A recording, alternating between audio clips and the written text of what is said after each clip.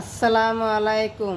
আল্লাহর বান্দারা, আপনারা আল্লাহকে ভয় করেন, আল্লাহকে স্মরণ করেন, আল্লাহর উপরে বিশ্বাস রাখেন। আল্লাহ পারে বা আমাদের সবাইকে হেফাজত করতে, আল্লাহ সবাইকে দুনিয়া বাঁচায় রাখতে।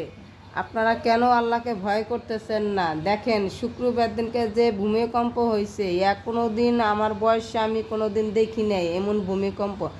আল্লাহ যদি ইচ্ছে করতো দুনিয়া ধ্বংস করে দিত, বাড়ি গাড়ি টাকা পয়সা আপনার ধন দৌলত কিছুই থাকতো না। তাহলে আপনি কিসের এত অহংকার দেখান, কিসের এত বড়াই দেখান?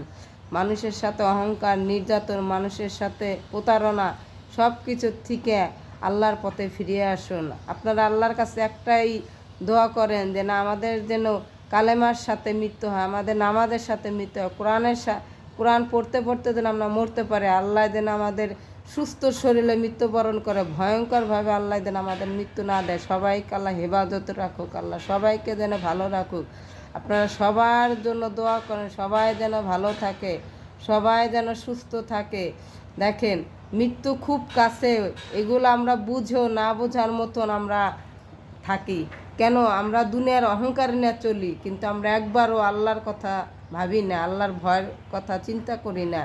যদি চিন্তাই করতাম তাহলে আল্লাহ আমাদের উপরে এত বেরাজ হইতো না। আল্লাহ আমাদের উপরে বেরাজ হয়ে গেছে, আল্লাহ আমাদের উপরে অনুতপ্ত।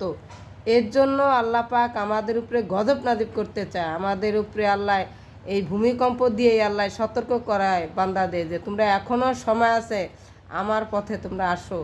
তাই বান্দারা, আপনারা সবার কাছে একটাই অনুরোধ, আপনারা আল্লাহর পথে আসেন। আল্লাহই পারে আমাদেরকে রক্ষা করতে, আল্লাহই পারে আমাদের জীবন ভিক্ষা দিতে।